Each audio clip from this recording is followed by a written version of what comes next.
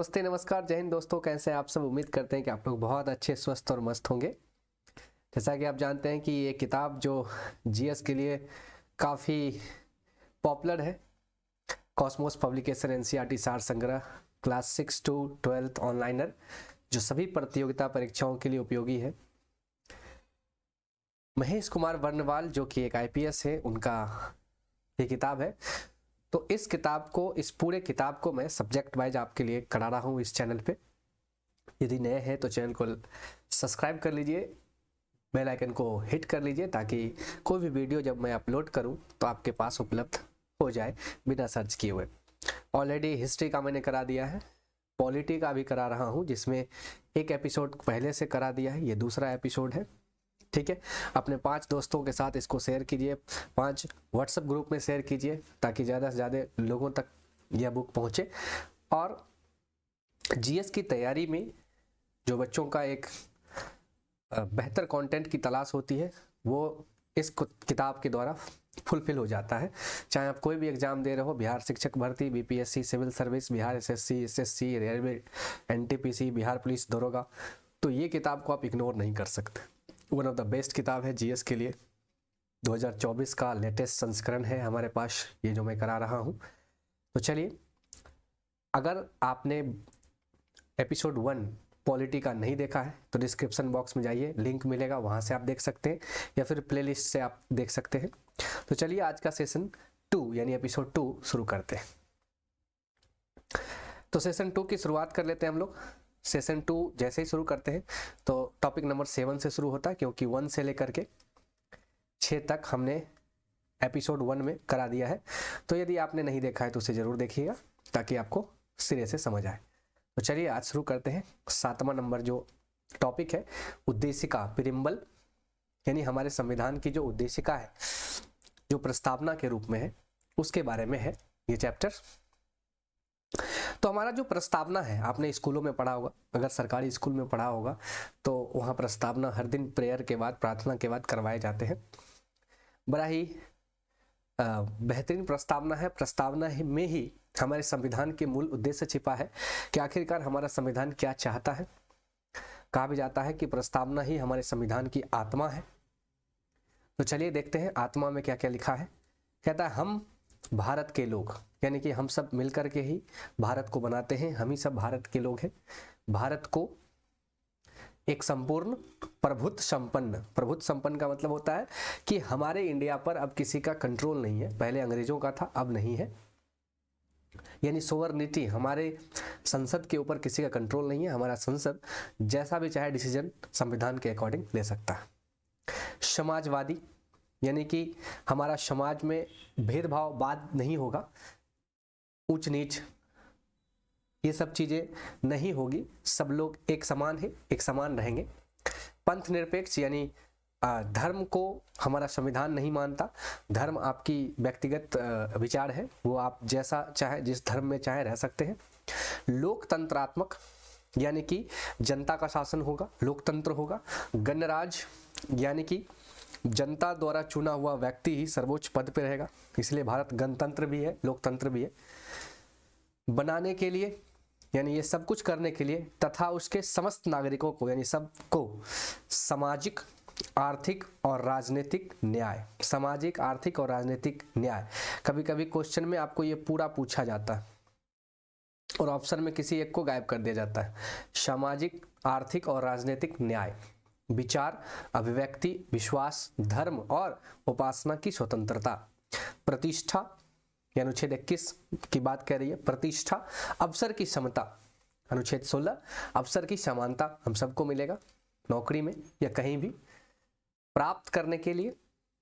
तथा उन सब में व्यक्ति की गरिमा, यानी किसी भी व्यक्ति को बेइज्जत नहीं किया जा सकता है, उसको अपना जीवन गरिमापूर्ण जीने का, इज्जत से जीने का अधिकार है।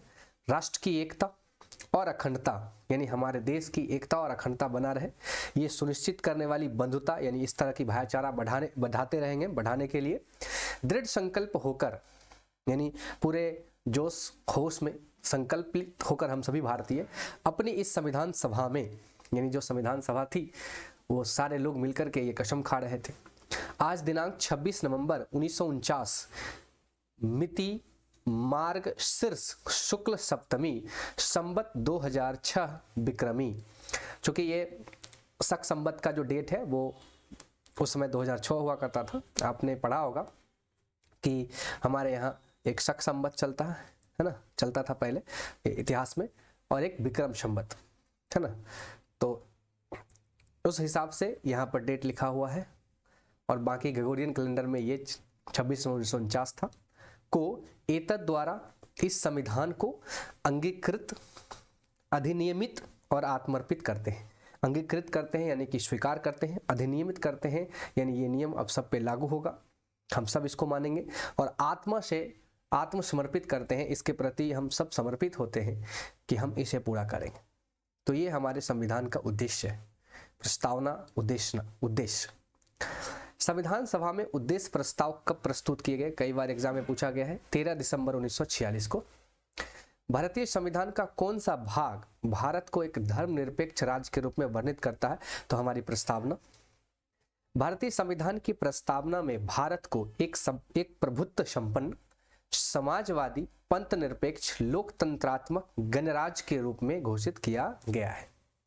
चलिए, सर्वोच्च न्यायालय द्वारा किस विवाद में या किस बाद में यह कहा गया कि अनुच्छेद 368 के अंतर्गत संविधान के प्रस्तावना में भी संशोधन किया जा सकता है, परंतु मूल ढांचे का उल्लंघन करने वाला नहीं होना चाहिए। यानी हमारा सर्वोच्च न्यायालय, सुप्रीम कोर्ट माननीय, इन्होंने कहा, किस विवाद में कहा? तो केशवानंद भारती बनाम केरल राज्य के मामले में सुप्रीम कोर्ट ने एक ऐतिहासिक फैसला दिया और कहा कि संसद को यह शक्ति है कि वो प्रस्तावना में भी संशोधन कर सकता है, लेकिन हमारा जो संविधान का मूल ढांचा है, जो फंडामेंटल स्ट्रक्चर है, वो खत्म नहीं होना चाहिए, है ना। यानी संसद मूल ढांचे को प्रभावित नहीं कर सकता है, बाकी आप संसद है तो संशोधन कर सकते हैं, कोई दिक्कत नहीं है। किस विवाद या किस मामले या किस केस में ये फैसला सुप्रीम कोर्ट ने सुनाया? तो केशवानंद भारती जो केरल के एक मठाधीश थे, उन्होंने केरल स्टेट पे ये केस किया था, तो इस मामले में सुप्रीम कोर्ट ने एक ऐतिहासिक फैसला दिया। संविधान संबंधी विचार, उद्देशिका को के.एम. मुंशी ने राजनीतिक जन्मपत्री कहा, ठाकुरदास भार्गव ने संविधान की आत्मा कहा, तथा N.A. पालकीवाला ने संविधान का परिचय पत्र कहा। पालकीवाला ने क्या कहा? संविधान का परिचय पत्र। यानी संविधान में जो कुछ भी है वो एक पेज में लिख के रख दिया गया। अनुच्छेद 32 संवैधानिक उपचारों का अधिकार है, जिसे डॉक्टर भीमराव अंबेडकर ने संविधान का हृदय एवं आत्मा कहा। अब देखिए, यहाँ दो बात है। संविधान की आत्मा है हमारा, ठीक है, उद्देशिका यानी प्रस्तावना, लेकिन अनुच्छेद 32 को संविधान की आत्मा बताया किसने? भीमराव अंबेडकर। अब 32 है क्या? तो 32 सुप्रीम कोर्ट द्वारा 5 तरह के रीट जारी किया जाता है। कब? जब हमारे फंडामेंटल राइट का उल्लंघन होता है तो। क्लियर है? सर अनरेस्ट वारकर ने प्रस्तावना को संविधान का परिचय कहा था। चलिए आगे बढ़ते हैं।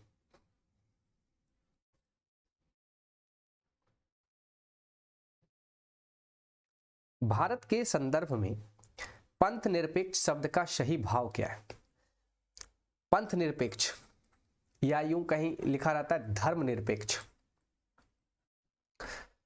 तो धर्मनिरपेक्ष, धर्मनिरपेक्ष या पंथ निरपेक्ष का मूल अर्थ क्या है कि भारत में, यानी भारत कोई धर्म को नहीं मानता है। यानी हमारा देश या हमारे देश के कोई भी राज्य किसी भी धर्म को नहीं मानता। धर्म हम सभी नागरिकों की व्यक्तिगत स्वतंत्रता है। अनुच्छेद 25 में साफ लिखा है कि व्यक्तिगत धार्मिक स्वतंत्रता। मेरा मन हो, मैं बालिग हूँ, 18 साल हमारी उम्र है, तो मैं क्रिश्चियन हो सकता हूँ, इस्लाम धर्म अपना सकता हूँ, हिंदू धर्म अपना सकता हूँ, ये धर्म चेंज कर सकता हूँ। ये हमारी व्यक्तिगत मामला है, इसमें सरकार या कोई भी हमें दखलंदाजी नहीं करेगा। तो पंथ निरपेक्ष शब्द का मतलब यही होता कि भारत का संविधान या भारत की व्यवस्था आपको धर्म को लेकर के कोई बात नहीं करेगी। उद्देशिका में सम्मिलित सामाजिक, आर्थिक व राजनीतिक न्याय के तत्व किससे संबंधित है? तो रूसी क्रांति से संबंधित है। सामाजिक, आर्थिक, राजनीतिक, ये जो रूस की 1917 की क्रांति हुई थी वहां से लिया गया है। उच्चतम न्यायालय ने किस बाद में यह धारणा प्रस्तुत की कि उद्देशिका संविधान का अभिन्न अंग है? यानी पहले तो उद्देशिका को संविधान का अंग ही नहीं माना जाता था, फिर हमारी उच्चतम न्यायालय सुप्रीम कोर्ट ने उद्देशिका को संविधान का अभिन्न अंग माना।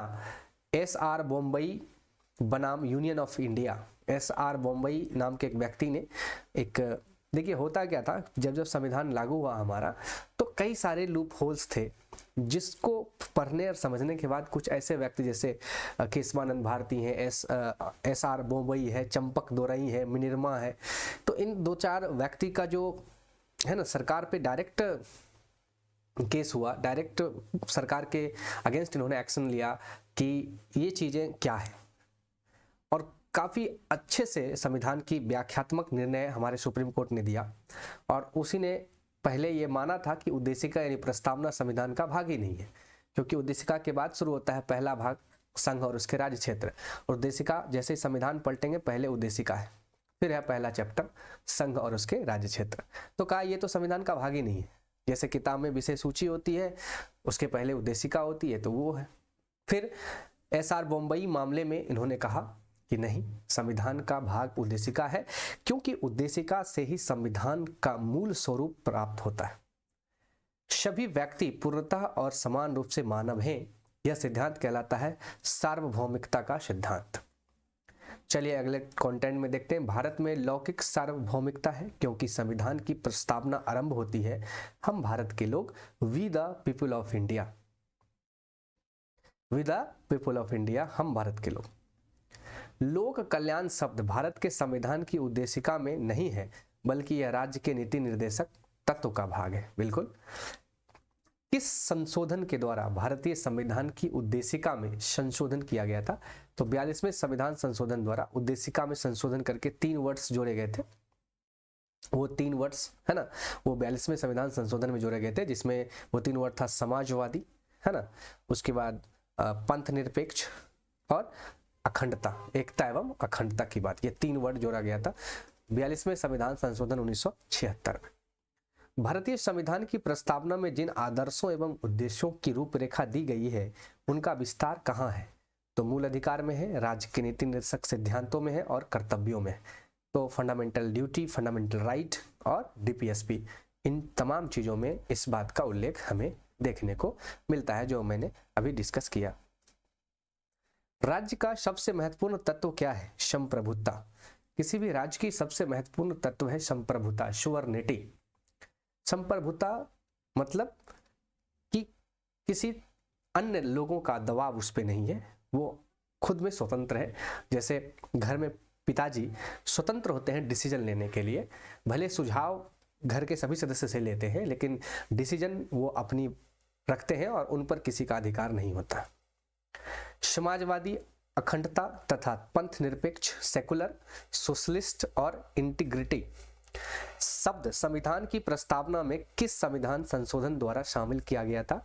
तो 42वां संविधान संशोधन 1964, उस समय 1976, ये देखिए ऊपर आया हुआ था 42वां संविधान संशोधन, ठीक है। तो ये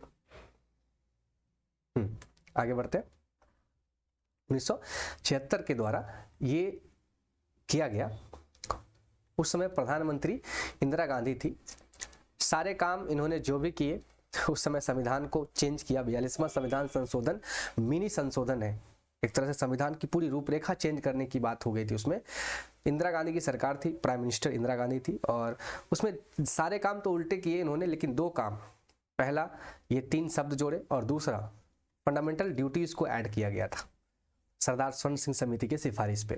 तो ये 2 काम इंदिरा गांधी के समय बेस्ट हुआ उस संशोधन में, 42वें संविधान संशोधन 1976 में। फिर उसके बाद 1978 में उन चीज़ों को सुधारा गया जब मोरारजी देसाई की सरकार हुई।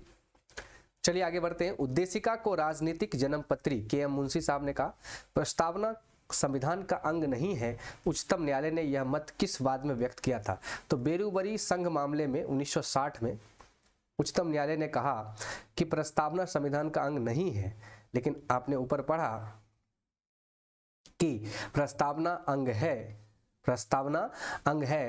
ये एस.आर. बॉम्बई बनाम यूनियन ऑफ इंडिया में सुप्रीम कोर्ट ने अपने ही फैसले को पलट दिया और कहा कि नहीं, प्रस्तावना संविधान का अंग है। तो सुप्रीम कोर्ट के पास ये पावर है कि अपने ही जुडिशियल रिव्यू का पावर है और अपने ही फैसले को पलटने का पावर है। संविधान निर्माण में महत्वपूर्ण भूमिका निभाने वाले संविधान सभा के सदस्य सर अल्लादी कृष्ण स्वामी अय्यर के अनुसार संविधान की प्रस्तावना हमारे दीर्घकालिक सपनों का विचार है। चलिए, बहुत बढ़िया बात इन्होंने कहा। नीचे है, गोलकनाथ बनाम पंजाब राज्य के मामले में न्यायमूर्ति एम हिदायतुल्लाह ने उद्देशिका को संविधान की मूल आत्मा कहा।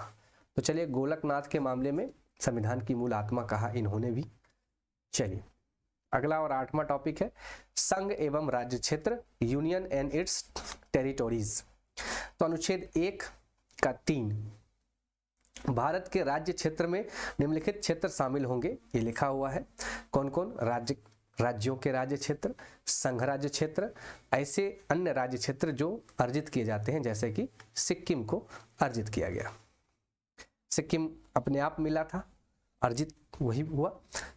चलिए आगे बढ़ते हैं। या फिर हम युद्ध करके किसी को मिला सकते हैं, वो भी एक अर्जित के हिस्से श्रेणी में आएगा।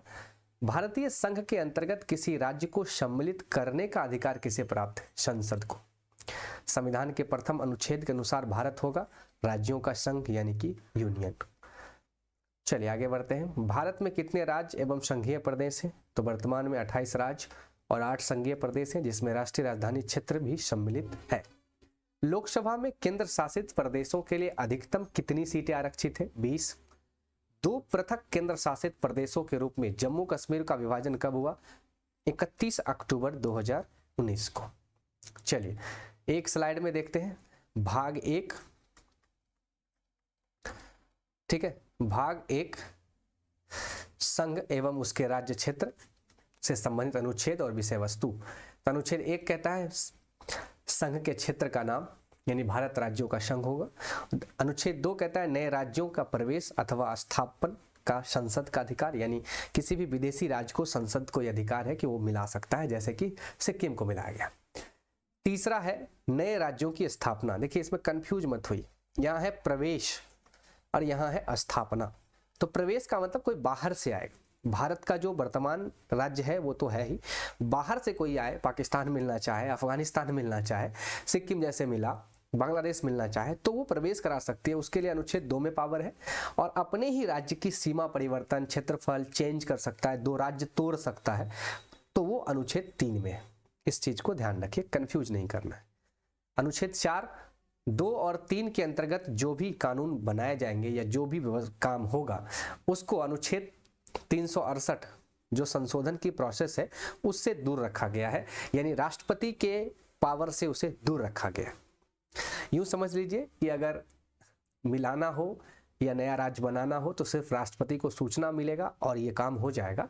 इसके लिए 368 के तहत संशोधन करने की जरूरत नहीं है और यह दोनों काम साधारण बहुमत से होगा, यानी कि आधे से 1 अधिक पे हो जाएगा। क्लियर है?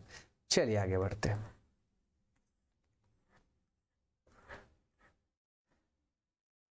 चलिए अगला टॉपिक है नए राज्य के गठन की शक्ति किसे प्राप्त है? तो दोस्त संसद को है। नए राज्य के पुनर्गठन से संबंधित फजल अली आयोग का गठन 1953 में हुआ और इसने अपना रिपोर्ट 1956 में सौंपा था।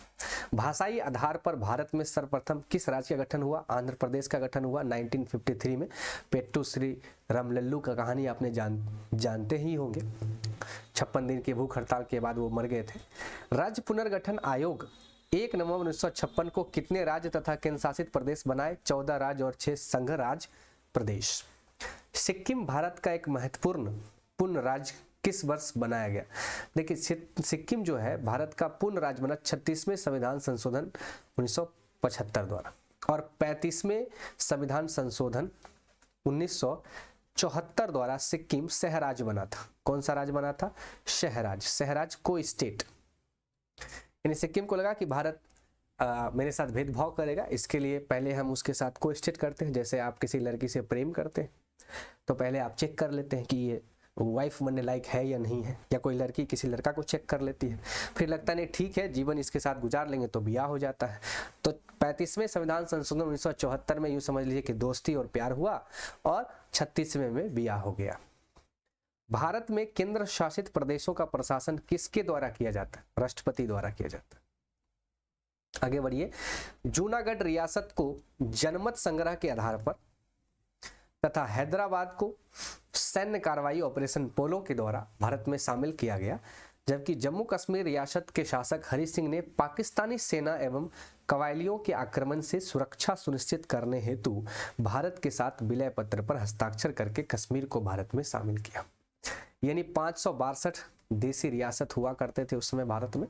आज़ादी के बाद जब भारत को एक देश बनाने की बात आई तो हमारे बीपी मेनन साहब, माउंटबेटन, उसके बाद हमारे सरदार पटेल, ये तीनों मिलकर एक कमेटी बनाई संघ में शामिल करने के लिए, संघीय व्यवस्था को कंट्रोल करने के लिए। तो 562 राजाओं को कहा गया, देशी रियासतों को, कि भैया हमारे साथ आ जाइए। तो सब तो आ गए लेकिन 3 नहीं आए। तो 3 में से कौन कौन थे? तो जूनागढ़ जो गुजरात में था, उसके बाद हैदराबाद, उसके बाद एक जम्मू कश्मीर। तो जूनागढ़ को जनमत संग्रह से मिलाया। क्यों? क्योंकि जूनागढ़ जो था वहाँ राजा इस्लामिक धर्म को मानने वाला यानी कि मुस्लिम था और जो प्रजा थी वो हिंदू थी। हैदराबाद में राजा और प्रजा दोनों ही इस्लाम धर्म को मानने वाले लोग थे। तो ये लोग का कहना था कि हम नहीं मिलेंगे और मिलेंगे भी तो पाकिस्तान में मिलेंगे। तो इन तमाम चीज़ों को करते हुए फिर भी जूनागढ़ को जनमत संग्रह से और हैदराबाद को ऑपरेशन पोलो द्वारा सरदार पटेल की अनुशंसा पर जो इंडियन आर्मी थी वो पुलिस के वर्दी में जाकर के वहाँ स्थिति को संभाल करके हैदराबाद को भारत का हिस्सा बनवा लिया। बच गया जम्मू कश्मीर। तो जम्मू कश्मीर पर पाकिस्तान का आक्रमण हुआ तो उसकी सुरक्षा हेतु, अपनी सुरक्षा हेतु राजा हरि सिंह ने बाद में विलय पत्र पर हस्ताक्षर किया। तो ये 3 ट्विस्ट आप याद रखेंगे। चलिए, पहले विशेष राज्यों का राज्य का दर्जा किसको किसको मिला था? तो नागालैंड को मिला 1969 में, हिमाचल को 71 में, मेघालय को 72 में, सिक्किम को 75 में, चलिए, और अरुणाचल प्रदेश को 87 में, त्रिपुरा 72, मणिपुर 72, उसके बाद मिजोरम 87 और गोवा को 1987। तो पहले के विशेष राज्यों का राज्य का दर्जा इनको कब कब मिला, ये वर्ष यहाँ पर उल्लेखित है। चलिए आगे बढ़ते हैं। क्षेत्रीय जोनल काउंसिल्स, क्षेत्रीय परिषद, यानी भारत को कुल मिला के 5 क्षेत्रीय जोनल्स में बांटा गया है और इस जोन्स में बांट करके भारत की जो व्यवस्था है, जो विकास की गाथा है, वो लिखने का प्रयास किया गया था। तो चलिए, तो पहला जो उत्तरी क्षेत्रीय परिषद है जिसका मुख्यालय नई दिल्ली में है, जिसके तहत जम्मू कश्मीर है ना, जम्मू कश्मीर, लद्दाख, हिमाचल प्रदेश, हरियाणा, पंजाब, राजस्थान, दिल्ली और चंडीगढ़ आते हैं। अगला जो है वो है, चलिए अगला जो है वो है दूसरा केंद्रीय क्षेत्रीय परिषद। तो उत्तरी क्षेत्रीय परिषद के बाद केंद्रीय, सेंट्रल, इसका मुख्यालय प्रयागराज है। इसमें यूपी, उत्तराखंड, मध्य प्रदेश और छत्तीसगढ़ आते हैं। चलिए आगे बढ़ते हैं। पूर्वी क्षेत्रीय परिषद कोलकाता है, जिसमें बिहार, झारखंड, पश्चिम बंगाल, उड़ीसा और सिक्किम आते हैं। पश्चिमी क्षेत्रीय परिषद मुंबई, इसका मुख्यालय है। गुजरात, महाराष्ट्र, गोवा, दादरा नगर व हवेली तथा दमन व दीव आते हैं। दक्षिण क्षेत्रीय परिषद में चेन्नई इसका मुख्यालय पड़ता है और आंध्र प्रदेश, कर्नाटक, तमिलनाडु, केरल, पुदुचेरी और तेलंगाना। कुल मिला के ये 28 राज्य और 8 केंद्र शासित प्रदेशों को एक परिषद के तहत विकास की व्यवस्था हेतु बनाया गया है। तो कभी कभार एग्जाम पूछ लेगा, उत्तरी क्षेत्रीय परिषद का मुख्यालय नई दिल्ली, केंद्रीय का प्रयागराज, पूर्वी का कोलकाता, पश्चिमी का मुंबई और दक्षिणी का चेन्नई। चलिए नीचे एक लाइन है इंपॉर्टेंट। दिसंबर 1953 में फजल अली की अध्यक्षता में 3 सदस्यीय राज्य पुनर्गठन आयोग का गठन किया गया था। 3 सदस्य थे, फजल अली आयोग इसके अध्यक्ष थे। फजल अली सुप्रीम कोर्ट के रिटायर्ड जज थे। चलिए एक स्लाइड में देखते हैं। भारत के 28 राज्य व 8 केंद्र शासित प्रदेश। कभी कभी ये डाटा पूछा जाता है तो ये डाटा तो आपको याद ही रखना पड़ेगा। राज्य और उसकी राजधानी तो आपको याद ही होगा, उसकी भाषा, उसके बाद जिलों की संख्या, उसका क्षेत्रफल और भारत की कुल क्षेत्रफल का कितना प्रतिशत है ये भी दिया हुआ है। तो इस डाटा से कभी कभार एक सवाल आपको आता है, जैसे कि राजस्थान को देख लीजिए। पहला राज्य है राजस्थान, राजधानी जयपुर, राजस्थान जयपुर, भाषा हिंदी है, जिलों की संख्या 33 है, क्षेत्रफल जो है वो है 3,42,239 वर्ग किलोमीटर और भारत के कुल क्षेत्रफल का 10.41% है। एक्चुअली में राजस्थान जो है भारत का क्षेत्रफल के दृष्टि से सबसे बड़ा राज्य है। देखिए 10% हिस्सा लेके बैठा है और सबसे कम अगर हम राज्यों में देखें तो 3.40% है तेलंगाना। सबसे छोटा राज्य क्षेत्रफल के हिसाब से हमारा तेलंगाना है। ठीक, चलिए उसी तरह केंद्र शासित प्रदेश की अगर बात करें तो सबसे बड़ा क्षेत्रफल में अंडमान निकोबार है, जिसकी राजधानी पोर्ट ब्लेयर है। अंडमान निकोबार राजधानी पोर्ट ब्लेयर।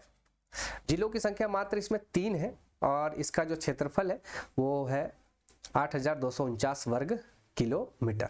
चलिए, तो केंद्र शासित प्रदेश की राजधानी कभी कभार पूछी जाती है। चंडीगढ़ की राजधानी चंडीगढ़ है। जिलों की संख्या मात्र 1 है। 114 वर्ग किलोमीटर स्क्वायर में इसका क्षेत्रफल है। दादरा व नगर हवेली तथा दमन और द्वीप को मर्ज किया गया था, तो इसका राजधानी दमन है। यहाँ पे 3 जिले हैं। दिल्ली, नई दिल्ली राजधानी है, 11 जिले हैं। लक्षद्वीप कावारती राजधानी है, 1 जिला है। पुदुचेरी राजधानी है, 4 जिले हैं। और जम्मू कश्मीर का श्रीनगर है और जम्मू है। ये बदलते रहते हैं ठंड और गर्म के हिसाब से। 22 जिले हैं। लद्दाख जिसकी राजधानी लेह है, यहाँ पर 2 जिले हैं।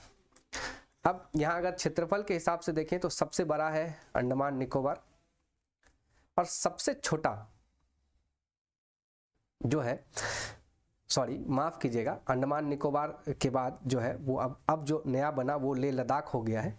1,68,055 वर्ग किलोमीटर में फैला हुआ है।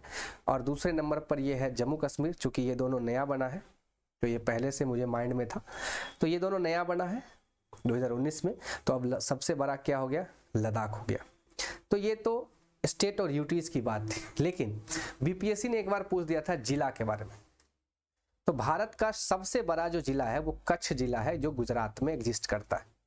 गुजरात राज्य में एक जिला है कच्छ, जिसका जो क्षेत्रफल है वो 45,652 किलोमीटर वर्ग किलोमीटर है। और अगर सबसे छोटा जिला की बात करें तो माहे है, जो पुदुचेरी में एग्जिस्ट करता है। 9 वर्ग किलोमीटर इसका क्षेत्रफल है। तो ये डाटाबेस सवाल है, पूछे जाते हैं डाटाबेस। चलिए अगला जो टॉपिक है वो है हमारा नागरिकता। तो देखते हैं नागरिकता यानी सिटीजनशिप। तो भारतीय नागरिकता प्राप्ति हेतु 5 प्रकार है। कितना प्रकार है? 5। एक तो आप भारत में पैदा हुए जन्म से।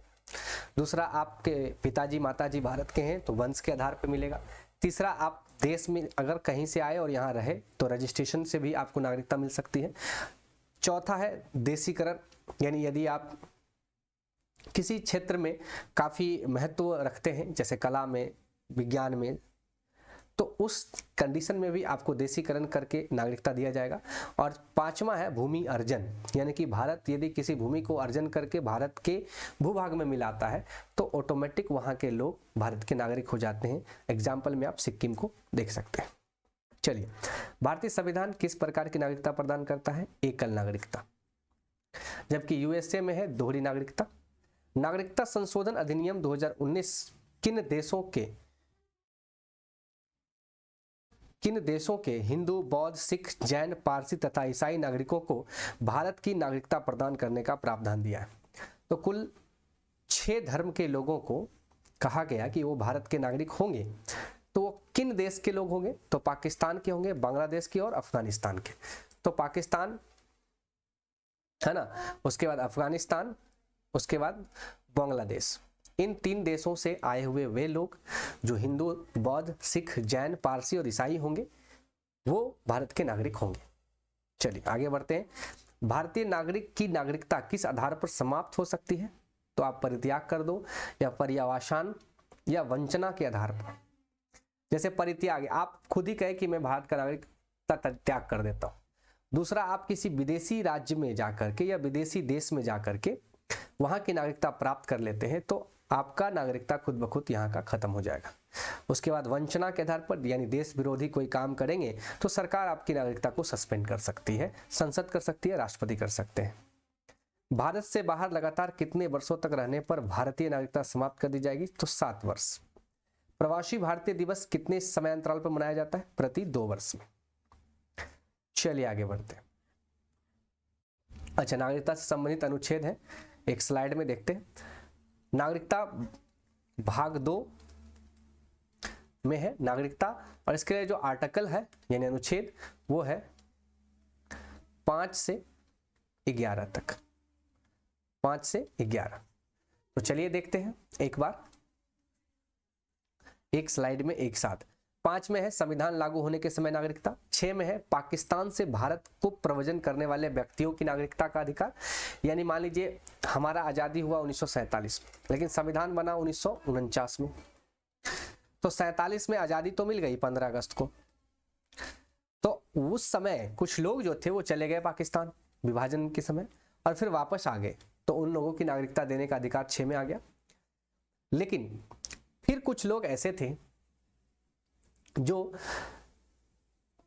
फिर से पाकिस्तान से आए, कब? 1949 तक। तो इस सिचुएशन में भी अनुच्छेद 7 लिखा गया जिसमें पाकिस्तान से प्रव्रजित व्यक्तियों की नागरिकता का अधिकार, यानी अब पाकिस्तान से आ रहे हैं, ठीक है। अगला 8वां है भारतीय मूल के उन लोगों की नागरिकता अधिकार जो भारत के बाहर रह रहे हैं। तो भारत के बाहर रह रहे हैं आप, कोई दिक्कत नहीं, आपको नागरिकता मिलेगी, कोई समस्या नहीं है। 9वां है जिस व्यक्ति ने स्वेच्छा से विदेशी नागरिकता प्राप्त कर ली उस भारतीय नागरिकता समाप्त मान ली जाएगी। तो सटला तो गेला वाला हाल है, जैसे गाड़ी में होता था लटक ले बेटा तो गेले बेटा, वैसे ये सटले बेटा तो गेले बेटा। यानी आप किसी देश, अमेरिका, पाकिस्तान, बांग्लादेश, किसी देश में जाकर के वहाँ की नागरिकता प्राप्त कर लेते हैं, वहाँ सट जाते हैं, वहाँ रह जाते हैं, तो भारत की नागरिकता आपको समाप्त हो जाएगी। ये प्रावधान अनुच्छेद 10 में है, ठीक है, सॉरी 9 में है। 10 में क्या कहता है? नागरिकता संबंधी अधिकारों की निरंतरता। यानी कि यदि आप कहीं विदेश पढ़ने लिखने के लिए जाते हैं, घूमने फिरने के लिए जाते हैं, तो आपका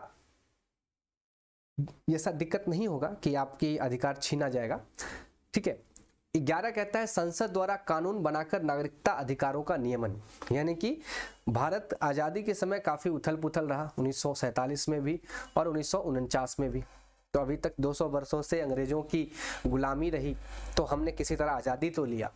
अब कौन भारत का नागरिक होगा, क्या होगा, इस पर एक डिटेल कानून आएगा जो गृह मंत्रालय के अंतर्गत होगा और संसद इसको कानून को बनाएगी। तो इसलिए आप देखेंगे कि आज़ादी के बाद 1955 में नागरिकता अधिनियम पहली बार आया था। चलिए आगे बढ़ते हैं। लक्ष्मी सिंघवी समिति किससे संबंधित है? दोहरी नागरिकता से। तो इस समिति ने दोहरी नागरिकता, डुअल सिटीजनशिप के बारे में बताया। चलिए अगले पॉइंट में देखते हैं। किसी व्यक्ति द्वारा भारतीय बैंकों में धन जमा करके भारत की नागरिकता नहीं प्राप्त की जा सकती है। यानी कोई भी व्यक्ति अगर भारत के बैंक में धन जमा करता है, विदेशी व्यक्ति, उसे हम भारत का नागरिक नहीं मानते। भारतीय संविधान में एकल नागरिकता का प्रावधान किस देश से है? तो ब्रिटेन से है। भारतीय मूल के व्यक्ति का कार्ड धारक भारत में नहीं खरीद सकता कृषि या भूमि। देखिए नागरिकता हम सबको तो मिला ही 5 तरीके से। कुछ ऐसे लोग भी हैं जिसको नागरिकता के किस कैटेगरी में रखा गया है। तो उस कैटेगरी में देखिए एनआरआई है, नॉन रेजिडेंट इंडियन, उसके बाद पीआई है, उसके बाद ओसीआई है। यानी ये 3 कार्ड, जैसे कि अमेरिका में H1 वीज़ा है, कई टाइप के हैं, तो कुछ लोगों को स्पेशल ट्रीटमेंट के तहत ये सब वीज़ा दिया जाता है, तो भारत सरकार भी देती है। तो एक हो गया एनआरआई, ठीक है। दूसरा है पीआईओ, भारतीय मूल के व्यक्ति और अप्रवासी भारतीय और विदेशी नागरिक। तो मान लीजिए कोई विदेशी नागरिक है जो काफ़ी पैसा वाला है, जैसे एलन मस्क है, वो भारत में इन्वेस्ट करना चाहता है, तो बार बार उसके चेक थोड़े करेंगे, एक बार उसको ओसीआई कार्ड दे देंगे, तो इस कार्ड के माध्यम से वो विदेशी भारतीय नागरिक हो जाएगा और फिर वो आने जाने में उसे परेशानी नहीं होगी। तो देखिए परिभाषा क्या है? अप्रवासी भारतीय यानी एनआरआई, नॉन रेजिडेंट इंडियन की परिभाषा क्या है? भारतीय नागरिक जो साधारणतः भारत के बाहर निवास करते हैं, भारतीय पासपोर्ट धारक है। तो ये भारतीय नागरिक हैं। सभी लाभ जो सामान्यतः भारतीय नागरिकों को प्राप्त है इन्हें भी मिलता है। इनको वीजा नहीं लगता है ना, और ये मत भी दे सकते हैं। तो एनआरआई का कार्ड देना अच्छा साबित होगा। उसके बाद भारतीय मूल के व्यक्ति पीआईओ कार्ड लेते हैं, जो स्वयं व्यक्ति या उसका कोई पूर्वज भारतीय नागरिक रहा हो, वर्तमान में वो अन्य देश की नागरिकता प्राप्त कर लिया हो, जिसका पासपोर्ट धारक हो, उसके पास पासपोर्ट भी हो, भारत में कम से कम 7 वर्षों के निरंतर निवास के आधार पर आवेदन कर सकते हैं, तब आपको पीआईओ मिलेगा। कोई विशेष लाभ नहीं है, ठीक है। उसके बाद आपको वीजा भी लगेगा भारत आने के लिए, और आपको कोई भी मत देने का अधिकार नहीं रहेगा। और तीसरी कैटेगरी है विदेशी भारतीय नागरिक। विदेशी भारतीय नागरिक की जो कैटेगरी है उसमें क्या कह रहा है, एक व्यक्ति जो विदेशी भारतीय नागरिक कार्ड धारक हो तथा नागरिकता अधिनियम 1955 के अंतर्गत पंजीकृत हो, यानी कि कहा गया कि रजिस्टर्ड होना चाहिए, किससे, तो 1955 के एक्ट से, उसके बाद संविधान लागू होने या उसके बाद भारतीय नागरिक था उस भूभाग का निवासी जो स्वतंत्रता के बाद भारत का अंग बना। एक FRO वाले लाभ के साथ पंजीयन से छूट भारत में कितने भी अवधि तक ठहराव के लिए है, यानी कि ये भारत में रह सकता है, जीवन भर बिना वीजा के आ जा सकता है, ठीक है, लेकिन वोट देने का अधिकार इसे भी नहीं है। तो कुल मिला के NRI को ज़्यादा फायदा है जो अप्रवासी भारतीय हैं, बाकी सबकी स्थिति थोड़ी नॉर्मल है। LM सिंघवी की अध्यक्षता में गठित समिति ने प्रतिवर्ष 9 जनवरी को प्रवासी भारतीय दिवस मनाने की अनुशंसा की। प्रवासी भारतीय दिवस नॉन रेजिडेंट इंडियन के लिए 9 जनवरी को ही, क्यों, क्योंकि 9 जनवरी 1915 को गांधी जी भारत लौटे थे दक्षिण अफ्रीका से, तो इसलिए मनाए जाते हैं। आज भी आप जाएंगे नासा,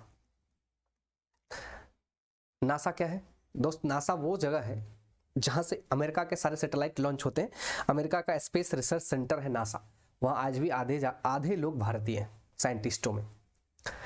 तो हम ये कोशिश करते हैं कि ये लोग भारत आ जाए, अपना देश आ जाए, इसलिए NRI दिवस मनाते हैं।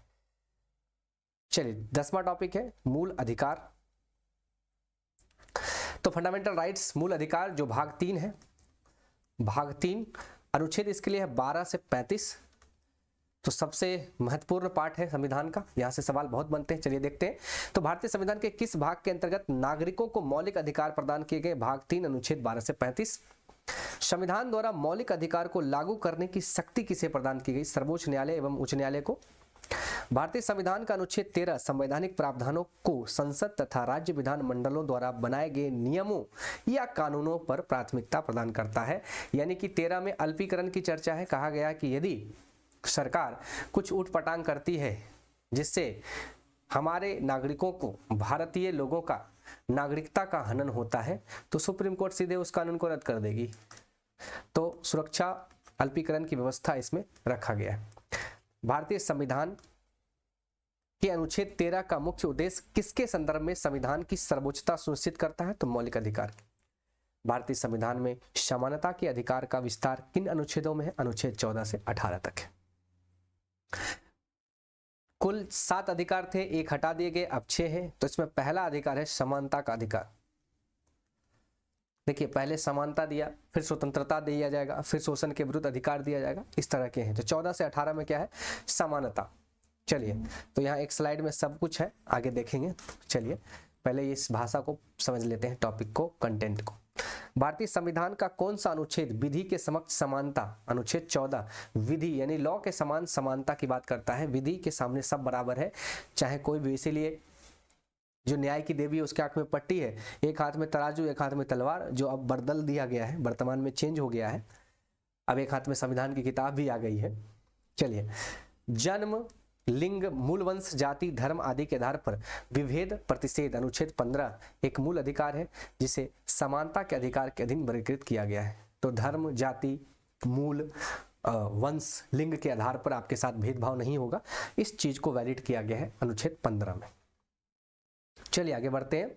भारतीय संविधान की प्रस्तावना में प्रयुक्त समाजवाद शब्द को किस अनुच्छेद के साथ समग्रता में रखकर सर्वोच्च न्यायालय द्वारा समान कार्य के लिए समान वेतन का मौलिक अधिकार प्रदान किया गया, अनुच्छेद 14 और 16। समानता का अधिकार और अवसर की समानता का अधिकार 16। भारतीय संविधान के अनुच्छेद में कौन सा एक लोक नियोजन के विषय में भारत के सभी नागरिकों को अवसर की समानता की गारंटी देता है, अनुच्छेद 16 का 1 और 16 का 2 और 16 का 3 में आरक्षण की व्यवस्था कर दी गई है। चलिए आगे बढ़ते हैं और एक ही स्लाइड में संवैधानिक उपबंध देखते हैं फटाफट। संवैधानिक उपबंध में क्या है, केवल भारतीय नागरिकों को प्राप्त मूल अधिकार और भारतीय एवं विदेशी नागरिकों को प्राप्त मूल अधिकार, है ना। तो देखिए 15, 16, 19, 15, 16, ठीक है, 15, 16, 19, 29, 30। तो याद रखिएगा 15, 16, 19, 29, 30। तो 15, 16 एक साथ, 19, 29, 30। उसके बाद 19, 29, 30 ये भारतीय, केवल और केवल भारतीय लोगों को है। देखिए इसके पीछे उद्देश्य समझिए, बाकी सब अब जो अधिकार है वो विदेशियों को भी मिल रहा है। देखिए भारतीयों एवं विदेशी दोनों को मिला है, और केवल विदेशी को नहीं, केवल भारतीयों को मिला है। क्या क्या मिला है? तो अनुच्छेद 15 मिला है, धर्म, मूल, जाति, लिंग के आधार पर आपके साथ भेदभाव नहीं होगा। अच्छा 14 दोनों को मिला है, तो 14 में समानता है। अमेरिका से कोई आएगा उसके साथ कोई लड़ जाएगा तो वो भी विधि के सामने बराबर है। दूसरा लोक नियोजन, अनुच्छेद 16। अब अमेरिका के आदमी को तो यूपीएससी या बीपीएससी में तो नहीं बैठने देंगे ना हम लोग, तो 16 सिर्फ भारतीयों के लिए।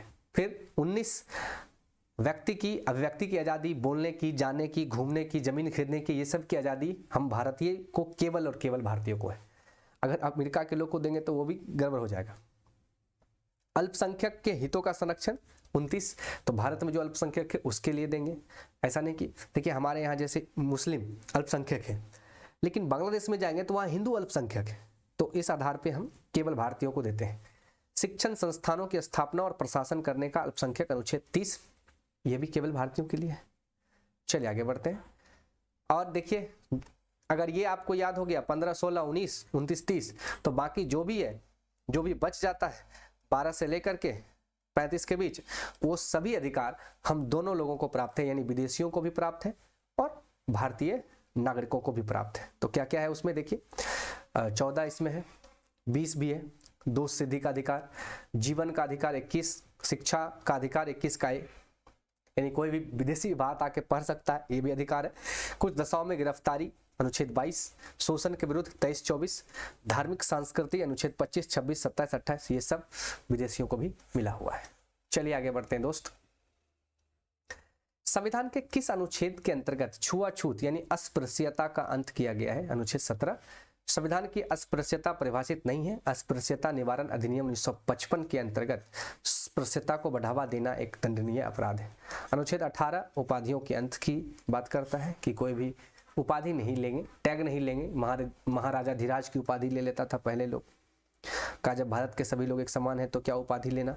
हाँ, यदि आप सेना में हैं या आप बहुत अच्छी पढ़ाई की, आपको मेडल मिला, उपाधि मिला, तो वो एक अलग बात है, जैसे प्रोफेसर का, डॉक्टर का। भारतीय संविधान के किस अनुच्छेद में वाक्य एवं अभिव्यक्ति की स्वतंत्रता की बात करी गई है? तो अनुच्छेद 19 में करी गई है। अभिव्यक्ति की आजादी, फ्रीडम ऑफ स्पीच, सबको अपनी बात रखने कहने का अधिकार है। भारत के संविधान में प्रेस की स्वतंत्रता, वही अनुच्छेद 19 का एक फ्रीडम ऑफ स्पीच में ही है। चलिए आगे बढ़ते हैं। भारतीय संविधान में आर्थिक समानता के मौलिक अधिकारों से सम्मिलित नहीं है। आर्थिक समानता, ध्यान समझिएगा, अर्थ के आधार पर समानता नहीं है। इसलिए आप देखिएगा 1% भारत में 1% लोग के पास सबसे ज्यादा पैसा है और 99% लोग काफी गरीब है, क्योंकि आर्थिक समानता भारत में नहीं है और ये हमारे संविधान में भी एग्जिस्ट नहीं करता। ये हमें समानता की बात करता है विधि के सामने हर जगह, लेकिन आर्थिक रूप से नहीं। जिस दिन आर्थिक रूप से समान हो जाएगा तो फिर समाज ही बदल जाएगा। चलिए आगे बढ़ते हैं। देखिए एक ही स्लाइड में यहाँ महेश बरनवाल साहब ने दिया है अनुच्छेद 19, जो काफी पावरफुल आर्टिकल है, जिसके तहत 7 अधिकार थे जो अब 6 हो गया है।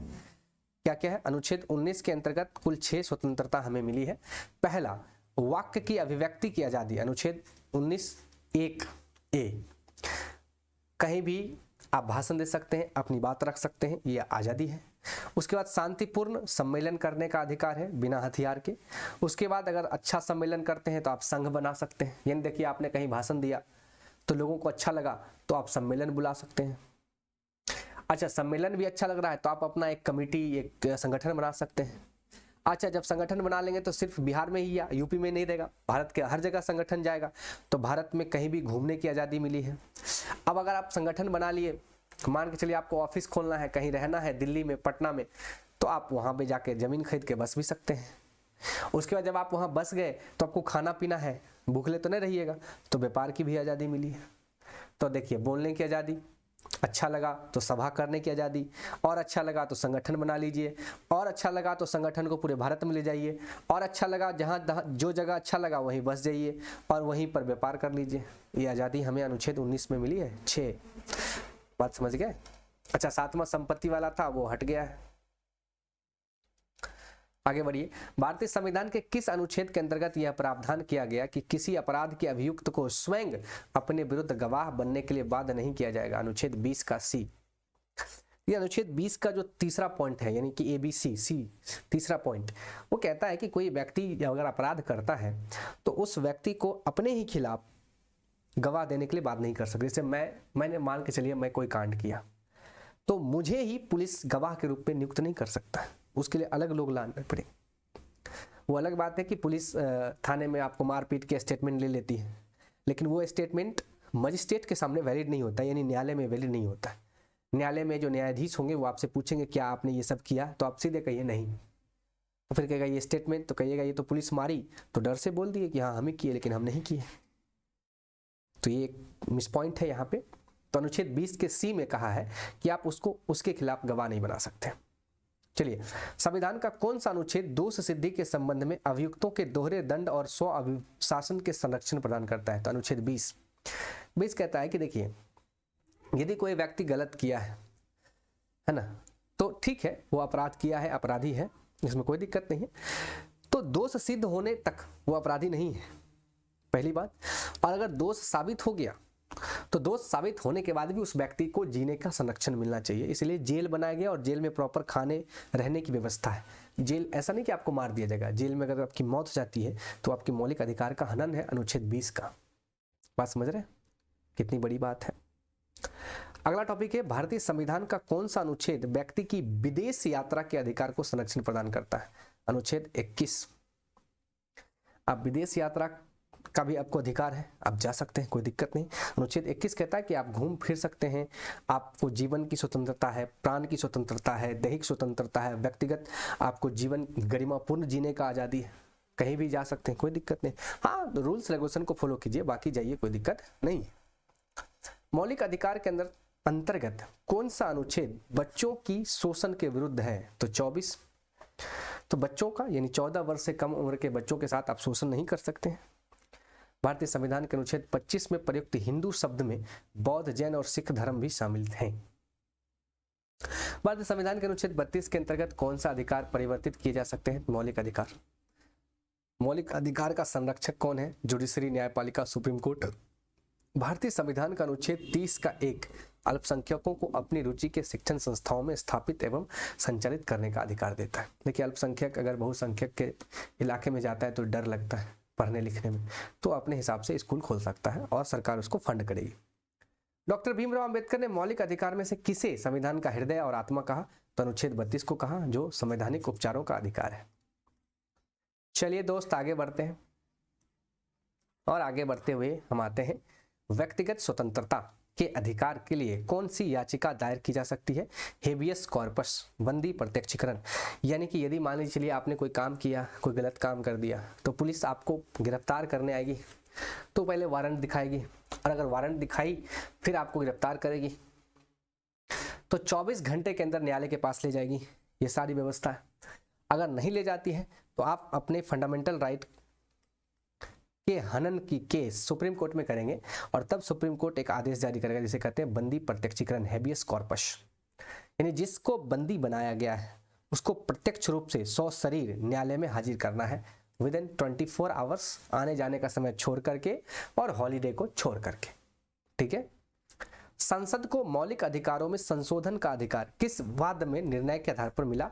तो केशवानंद भारती बनाम केरल सरकार 1973 में संसद को मौलिक अधिकार में भी संशोधन करने की शक्ति मिली, इसलिए इंदिरा गांधी ने 1976 में करी और 1978 में मोरारजी देसाई ने कर दिया। संपत्ति के अधिकार को किस संविधान संशोधन के द्वारा हटाया? तो 44वें संविधान संशोधन 1978 मोरारजी देसाई की सरकार ने हटा दी, जो जनता पार्टी की सरकार थी। इसी कारण वो पार्टी चुनाव हार भी गई थी, क्योंकि संपत्ति का अधिकार अगर आप रखेंगे तो फिर सरकार रोड कैसे बनाएगी, पुल कैसे बनाएगी। तो आज संपत्ति आपके पास भले है, आपका खेत, हर चीज, लेकिन वो सरकार के हक में। आप अपने जमीन के रसीद पे देखिएगा, उसमें लिखा रहता है रैयत का नाम। तो जो जमीन का मालिक अपने आप को पूछता है, एक्चुअली वो रैयत है, मालिक सरकार है।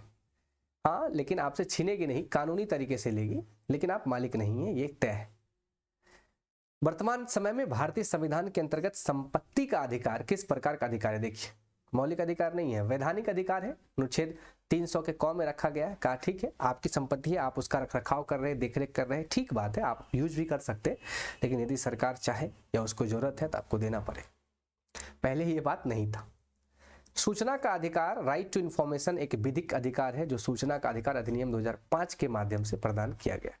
आर्थिक रूप से पिछड़े वर्ग इकोनॉमिकली वीकर सेक्शन ईडब्ल्यूएस को आरक्षण प्रदान करने के लिए संविधान में कौन सा अनुच्छेद जोड़ा गया? 15 का 6 और 16 का 6।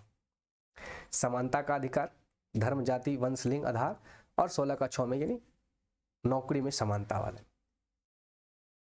चलिए, 6 से 14 वर्ष की आयु के बच्चों को शिक्षा का अधिकार किस प्रकार का अधिकार है? मूल अधिकार है, अनुच्छेद 21 के क में है।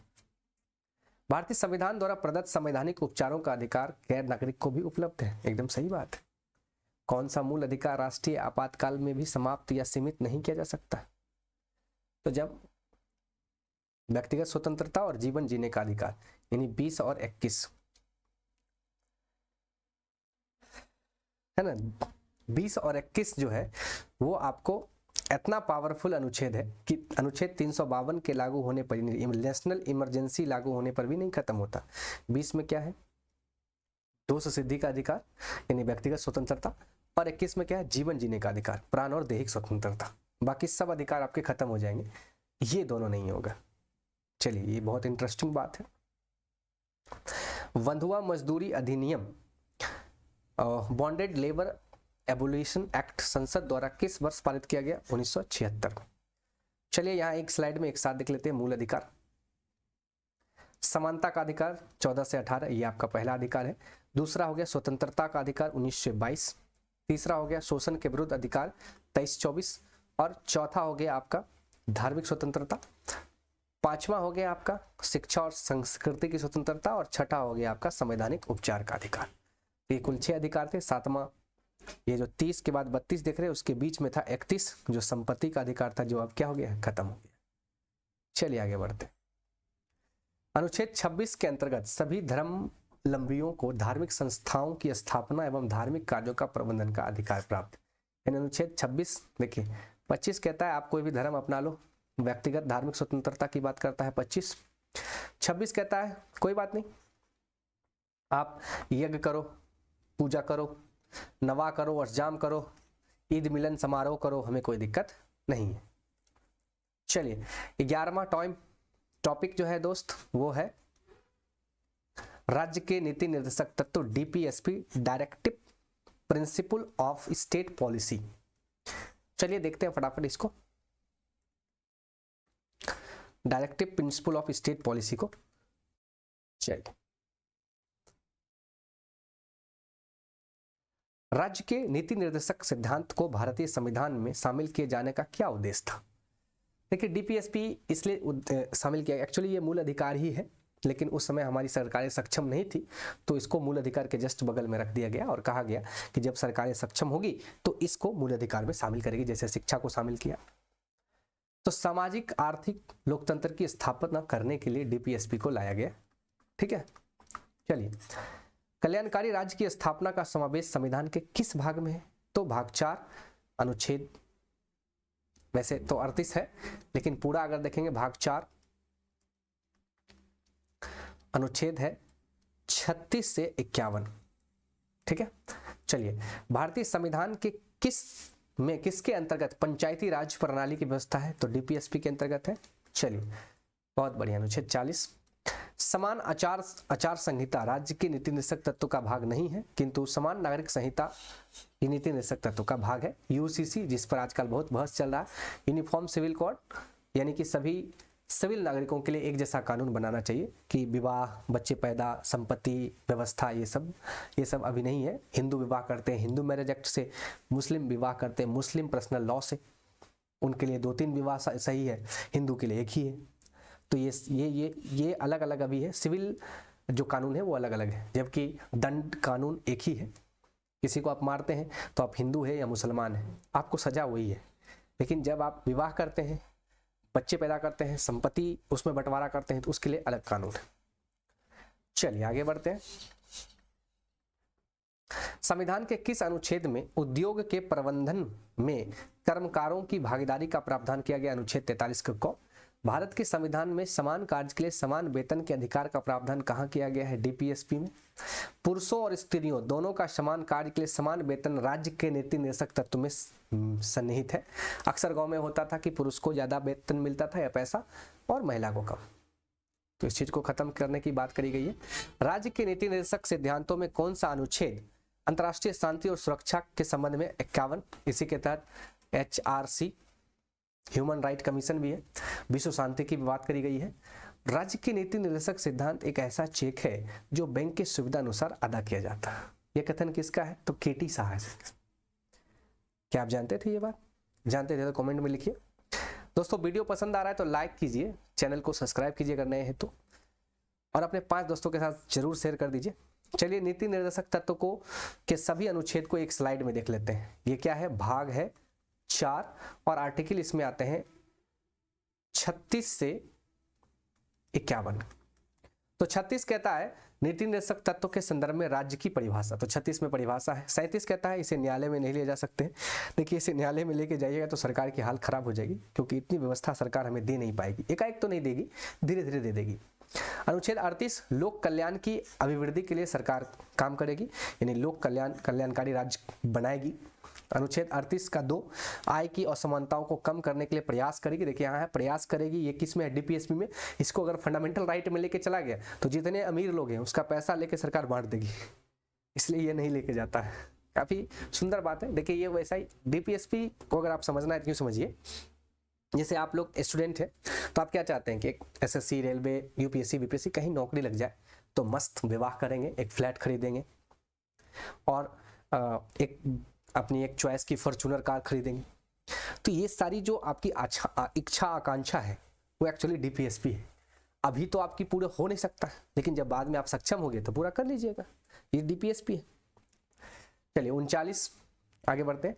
39 का क, पुरुष स्त्री को समान रूप से जीविका के पर्याप्त साधन प्राप्त करने का अधिकार है, लेकिन ये मूल अधिकार नहीं है, इसके लिए केस नहीं कर सकते आप न्यायालय में, इसलिए 37 में कहा न्यायालय नहीं ले जा सकते। 39 का क, समुदाय के भौतिक संसाधनों का स्वामित्व व नियंत्रण इस प्रकार हो कि जिससे सामूहिक हितों की सर्वोत्तम रूप में प्राप्त हो।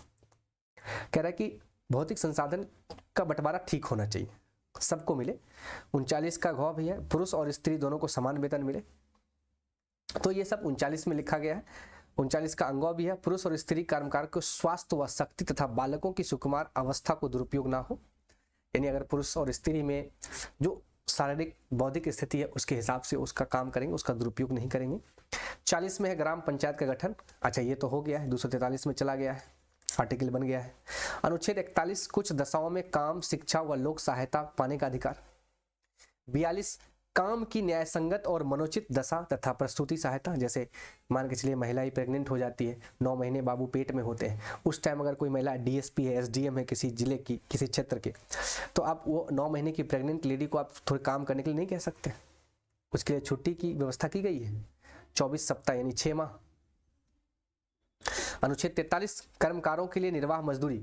तो आप देखेंगे डीपीएसपी की बहुत सारी बातें कानून बनी है और बहुत सारी बातें अभी भी बची हुई है, तो यूसीसी भी इसी का हिस्सा है। चलिए आगे बढ़ते हैं। महिलाओं को जो छुट्टी मिली है इसी का हिस्सा है, तो जहां जहां कानून बनाया है सरकार ने प्रयास किया है। 43 का क, उद्योग का प्रबंधन होना चाहिए, है ना, सरकार कोशिश कर रही है। अनुच्छेद 43 का ख, सहकारी समिति के स्वैच्छिक गठन, स्वायत्त संचालन, लोकतांत्रिक नियंत्रण और व्यावसायिक प्रावधान को बढ़ावा देगी सरकार। 44 सभी नागरिकों के लिए समान नागरिक संहिता, यही है यूसीसी, यूनिफॉर्म सिविल कोड। 44 45 कहते हैं 6 वर्ष से कम आयु के बच्चों के लिए निःशुल्क शिक्षा, अच्छा ये तो चला गया है 21 के कॉमी, ये चला गया ना, तो बहुत कुछ पे कानून बने हैं। देखिए SC ST दुर्बल वर्ग को शैक्षिक हित और आरक्षण, ये भी आपका चला गया है 16 में, 16 के 3 में। चलिए आगे बढ़िए। पोषण स्तर और जीवन स्तर तथा लोक स्वास्थ्य में सुधार तथा हानिकारक नशीले पदार्थ का उपभोग प्रतिबंध लगा सकती है, इसलिए नीतीश चाचा जो है शराब बंद कर दिया बिहार में। अनुच्छेद 47 का यूज किया इन्होंने।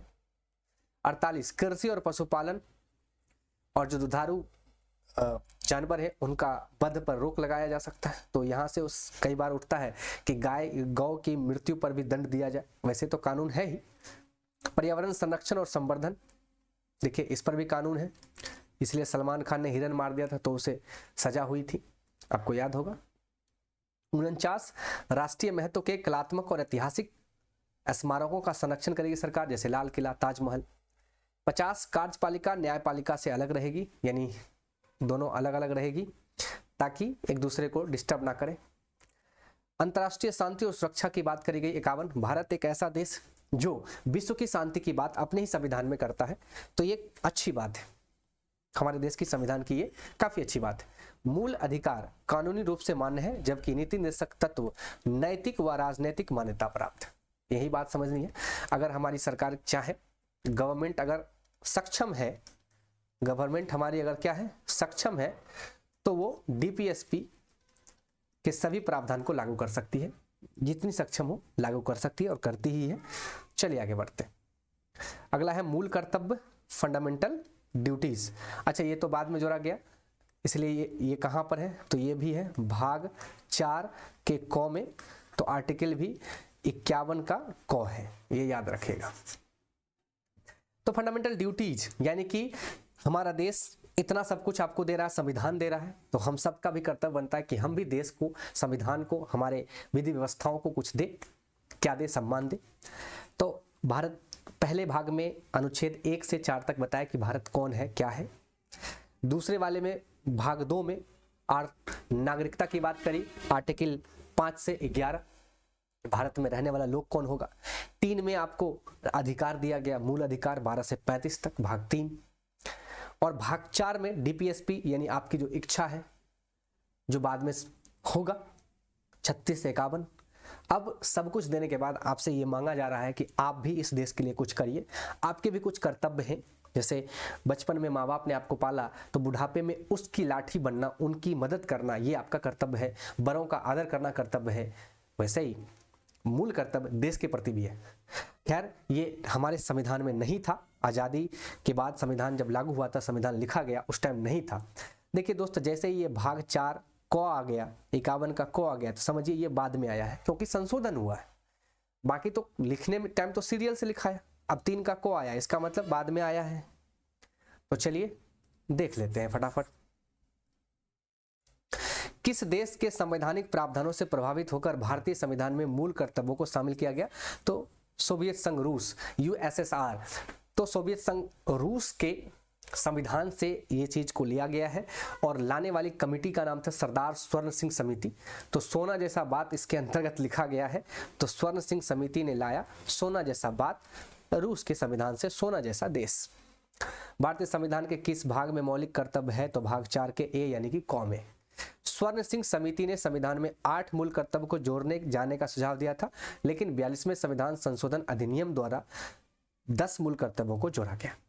ये 8 ही दिए थे, लेकिन टोटल 10 को जोड़ा गया, और बाद में 86 में एक और जोड़ा गया, तो अभी को टोटल है 11।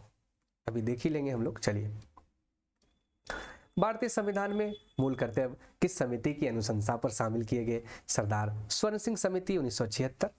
भारतीय संविधान में 11वें मूल कर्तव्य को किस संशोधन द्वारा जोड़ा गया? तो 86वां संविधान संशोधन 2002 द्वारा। क्लियर है? मूल कर्तव्यों को मुख्यतः किन 2 वर्गों में रखा जाता है? नैतिक कर्तव्य और नागरिक कर्तव्य। चलिए, मूल कर्तव्य के अंतर्गत स्वतंत्रता संग्राम के उच्च आदर्शों का सम्मान किस प्रकार कर्तव्य माना जाता है? नैतिक कर्तव्य। प्राकृतिक पर्यावरण, वन्य जीव संरक्षण भारतीय नागरिकों के मूल कर्तव्य में से एक है। राष्ट्रीय महत्व के स्थान स्मारक की रक्षा करना मौलिक कर्तव्य नहीं, बल्कि राज्य के नीति निर्देशक तत्व का अंग है। चलिए आगे बढ़ते। महिलाओं का सम्मान के लिए कुप्रथाओं का त्याग करना, ये प्रत्येक भारतीय नागरिक का कर्तव्य है। यह किस अनुच्छेद में है? तो 51 के क के 5वें भाग में है। मूल कर्तव्य किन पर लागू होते हैं? केवल नागरिकों पर होते हैं, भारतीय नागरिकों पर। अच्छा, मूल कर्तव्य के लिए आप जबरदस्ती किसी नागरिक पे नहीं कर सकते हैं। एक बार सुप्रीम कोर्ट में केस हो गया, आपको बता दूं, तो सुप्रीम कोर्ट ने कहा कि देखिए, मूल कर्तव्य जो है वो किसी पर इन्फोर्स नहीं कर सकते हैं, है ना। वो नागरिकों का अपना व्यवहार, मौलिकता आपके विचार संस्कार में होना चाहिए। चलिए आगे बढ़ते हैं दोस्त। एक ही स्लाइड में देखिए, नागरिकों के लिए 11 मौलिक कर्तव्य है। क्या क्या है? बहुत प्यारा सा है, देखिए, संविधान का पालन करेंगे, उसके आदर्श और संस्थाओं, राष्ट्रध्वज और राष्ट्रगान का आदर करेंगे। इसलिए जब भी राष्ट्रगान बजते हैं तो हम सभी सावधान की मुद्रा में खड़े हो जाते हैं और छाती सीना चौड़ा करके आसमान की तरफ देखते हैं। ये हमारा मूल कर्तव्य है। आप नहीं भी करेंगे तो कोई दिक्कत नहीं है, लेकिन ये देश है, ये देश है जिसने आपको इतना सब कुछ दिया, तो आप कुछ तो इसके लिए करिए यार। स्वतंत्रता के लिए हमारे राष्ट्रीय आंदोलन को प्रेरित करने वाले उच्च आदर्शों को हृदय में संजोए रखें और उनका पालन करें। यानी जो लोग स्वतंत्रता के लिए जान दिए, देश की आज़ादी के लिए लड़े, उनके वाक्य करो या मरो का नारा महात्मा गांधी ने दिया, तुम मुझे खून दो मैं तुम्हें आज़ादी दूंगा सुभाष चंद्र बोस ने दिया। तो इन लोगों को सम्मान दे, इन लोगों की बातों को सम्मान देना है। भारत की संप्रभुता, एकता और अखंडता की रक्षा करेंगे और उसे अक्षुण्ण रखेंगे।